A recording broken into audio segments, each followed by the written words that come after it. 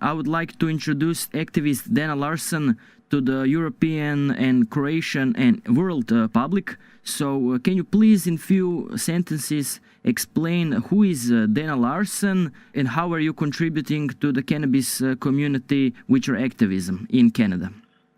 Oh, well, thanks for having me on your show. And I've been working to help legalize cannabis for pretty much all of my adult life now. I've done a lot of different projects. I was editor of a magazine called Cannabis Culture for 10 years. I helped create the Canadian Marijuana Party and ran in an election with them. I've written a few books about the history of cannabis in Canada and also some fun pot parodies and fairy tales about cannabis. I've opened up one of Vancouver's first dispensaries and have helped spread the dispensary movement of selling medical marijuana to patients all across the country. And right now I'm on tour all across Canada where I'm giving away 100 cannabis seeds to everybody I meet. And I've given away over close to 2 million seeds already, encouraging people to grow them publicly and openly and freely so that we can overgrow Canada. And that's just some of the things that I do to help end the prohibition of marijuana and to change laws here in Canada. Can you please tell us about the recent things that are going on in Canada? Because people can read in newspapers that are big raids going on right now on the dispensaries. Can you tell us why are these raids happening and what is going to be impact of these raids on the patients and activists?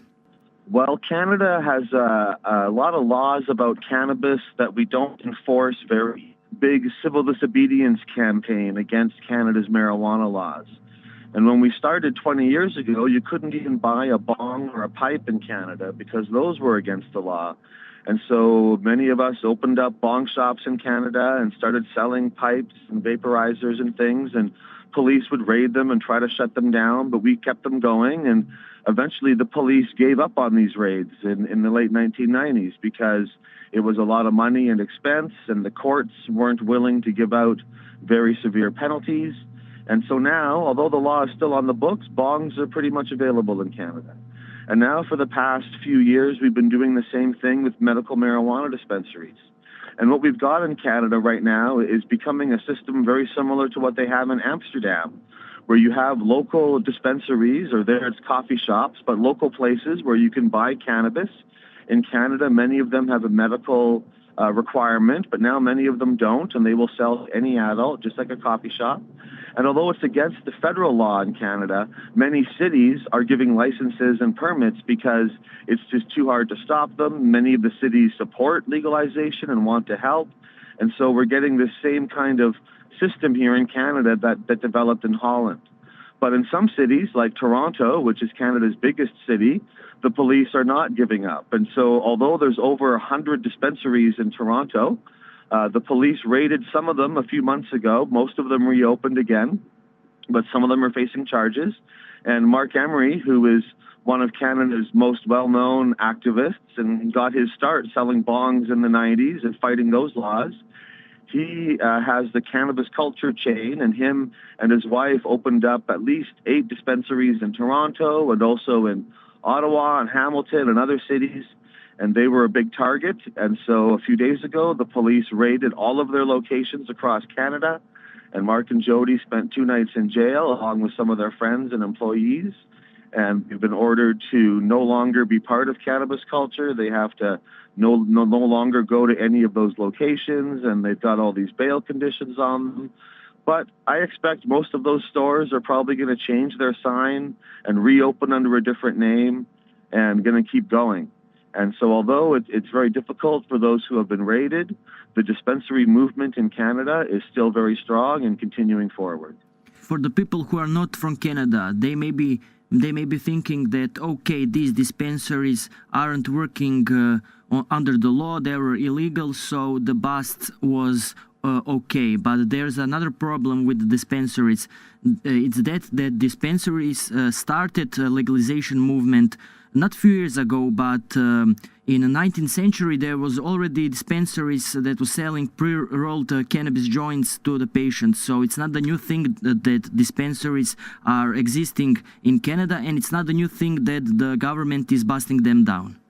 Well, absolutely. And in fact, I wrote a book about the history of cannabis in Canada. And people don't realize that you could buy, like you said, you could buy pre-rolled marijuana cigarettes in Canada from 1850 until about 1930, when the war on cannabis and the war on drugs really took off around the world. And in fact, the first Canadian that we can find who was charged with possession of marijuana said that he bought those joints at a pharmacy to treat his hay fever. And the judge said it's a deadly narcotic and gave him 6 months hard labor. And so this confusion has been around a long time, but definitely over the past 6 or 7 years, we have seen a real rebirth of dispensaries in Canada. Some of them are over 20 years old, but the vast majority in Canada have opened now just in the last few years. And some cities are accepting them and embracing them. And most dispensaries in Canada haven't been raided. And of the ones that have been raided, most of them have reopened again. And yes, it is against the law, but it's an act of civil disobedience to try to change the law. And I think we've been very successful so far in making that happen. Okay, just another point in that direction. Cannabis in Canada's dispensaries. Can you tell us, is it safe? Because are there any restriction or are there any tests that need to be done for the cannabis in Canada? Because we can see some licensed producers were making some tainted cannabis and people got sick from it. So the patients are now suing the licensed producers, while licensed producers are suing or ready to close down the dispensaries. So what is the relation between those two? Well, it is confusing in Canada because along with this network of dispensaries that are operating in the gray area, there's also a legal way to get marijuana as well in Canada. If you get your doctor to make a recommendation, you can sign up to one of about 30 companies and they will mail you their marijuana by post only. You have to pick which one you want to be with, then you can't really change from that one very easily. And so although this is a good thing in some ways, the problem is that these companies have so many restrictions on them. They're always running out of marijuana. They don't have enough products. They can't sell anything edible or extracts or hashish or shatter or anything else but just raw buds and very low potency oil extracts. And there really should be more than 30 of these companies. There should be hundreds and hundreds. But because there's only a few of them, some of them are, like one of the biggest one is worth $1.5 billion. And yet they're probably selling less marijuana than any 10 dispensaries that you pick, but their stock value is very high. And these companies are pressuring the government to shut down dispensaries because they see us as competition. In fact, the day that the big raids happened on the Mark Emery cannabis culture dispensaries, the stock price of these big companies all went up quite a bit because they saw these raids as good for their business. And we go back and forth where they say, well, your marijuana is not tested and not safe at the dispensaries. And it's true, there's no oversight on what is sold at a dispensary other than the owners themselves. All the owners that I know make sure they're selling a quality product. They get it tested. They try to make sure they're providing a medical grade product. And meanwhile, with these licensed producers, the LPs that we call them, one of them, a company that's worth $500 million, was found to be putting banned pesticides on their cannabis and hiding. When the Health Canada inspectors came, they would hide these pesticides in the ceiling tiles so that they wouldn't see it. And although the government says, oh, we're testing all this pot, it turns out they weren't testing it at all. They said they were relying on the fact that you might lose your license as a reason that these companies would never cheat. But even now that this company was cheating and putting poison on their medicine, they're not going to lose their license and nothing is going to happen to them. There's a lawsuit by patients who feel now that they've been poisoned by this marijuana that they bought that had these pesticides on it that are illegal to put on, but the company's not going to lose their license. Can we say that this is a political thing in Canada where some lobbying group are against other businesses in the same niche, so we can say it? Yeah, absolutely. And there's a lot of political connections between these new big licensed producers and the Liberal Party of Canada. The fellow who really has become a multimillionaire and is involved in at least four of them, including all the biggest ones, was the former fundraiser for the Liberal Party, their chief fundraiser. And so many other politicians and police chiefs and other people have gotten involved in these companies, people who never tried to help legalize or change the laws when they were in power. And now they're trying to replace what's already happening, the current underground industry that wants to come above ground. And they're trying to replace us with this corporatized system that really is not going to benefit patients and just seems to be all about making money. Yes, the most funny thing about the all, for me personally, is what happened when some of the licensed producers need the new strain. What will happen? Will they have a legal right to grow the new strain, to get the new seeds, the new genetics, or should they go to the black market, so call it, to the black market growers, to the new strains for the patients? Well, that's the thing. The rules in Canada for these licensed producers are quite ridiculous. And I'm not against the idea of having to get a license to grow legal marijuana to sell it. But these licenses shouldn't be hundreds of millions of dollars and shouldn't be so restrictive. It should be much, much easier. And where these companies get their genetics from, there's a lot of questions about that. And it's not really legal for them to acquire new genetics, but I think they just buy their seeds on the black market like everybody else and move on from there.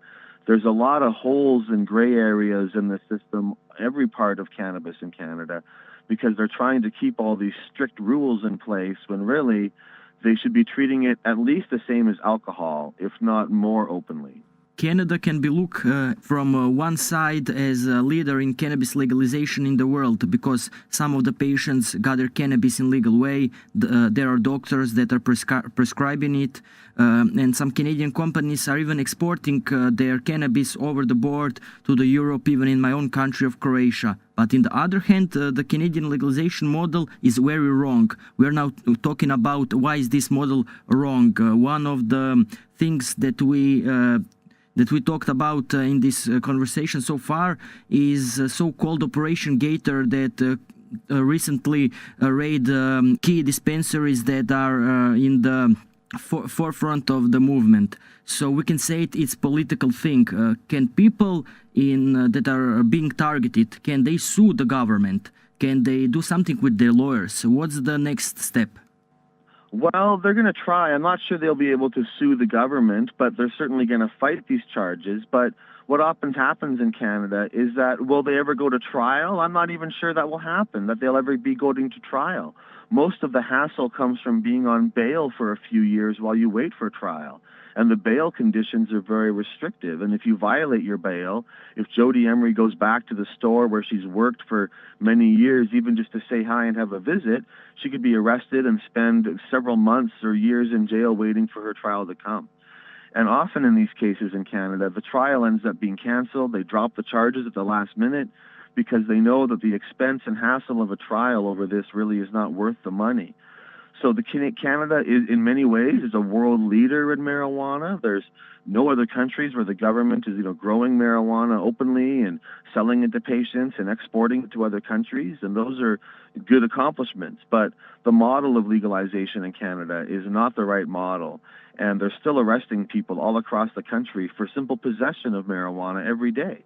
Even though our Prime Minister, Justin Trudeau, said that he used to smoke pot, and the last time he smoked marijuana was after he had been elected as a member of Parliament. But nobody's going to arrest him. And because I live in a big city in Vancouver that has a progressive policy, they don't make arrests in Vancouver. But in small towns and First Nations people, poor people, young people, marginalized people, they're the ones who are being charged every day for possession in Canada. And so we need to stop arrests immediately for possession. We need to do a moratorium on arrests of dispensaries, and the government needs to act a lot faster and not just focus on how legalization is going to make money for their friends, but how legalization is going to end all the harms that prohibition has been causing to Canadians of all kinds for many, many decades. It's not that the cannabis is bad for the people. It's that the operation of cannabis is bad for the people because people got in the wrong situations with the law. They can't find the job later. They're being targeted by the society as someone who is a bad person. What can you tell people who are in the activism? What should they do, even if they are not living in Canada? What's the good thing to do in their community? Well, it depends on what the laws are and what the risks are where you live. And so some countries, there's different strategies than others. But being open, talking to people, writing letters to the newspapers. If you're in an area where you can start a business and sell bongs and pipes, or have a vapor lounge where people can come and smoke marijuana and hang out, or a medical marijuana dispensary if that's possible. But any way that you can find to make a business and to make some money off of promoting legalization, and then using that money to further the cause, to have rallies and events and to promote legalization. This is something that affects every single country on earth, and that is when the legalization and the end of cannabis prohibition comes around the world, it is going to affect every country and every person. And it's going to be a wonderful day when we finally can say that this plant is no longer prohibited and the cannabis culture is truly free. And so let's be part of making that history. And I encourage people to do something, however small, every day, whether it's talking to people, whether it's starting a political party, whether it's lobbying politicians, whether it's opening a business, or doing anything that you can to help end this prohibition so that we don't pass it on to our kids and grandkids the same way it has been passed down to us. You are now on the tour, touring the Canada's cities and talking about the benefits of cannabis and talking about what's the bad things of the prohibition. Where are you right now? In what part of the Canada? And what are your next moves? Right now, I pulled over to the side of the road off the highway to do this interview, and we are driving from the city of Lethbridge, Alberta, to the city of Nelson, British Columbia. This Nelson will be the fourth stop on our tour, and I've got about 20 more cities to go. I'll be going from coast to coast, from Victoria, right on the west coast, to St. John's and Halifax, right on the east coast. Canada is a very, very big country, and it's going to take me a lot of time, but I'm doing one city a day. Sometimes I'm even going to do 2 cities a day, and we're going to do, I think, 23 cities on this tour. And everywhere I go, I talk to between 100 and 300 people.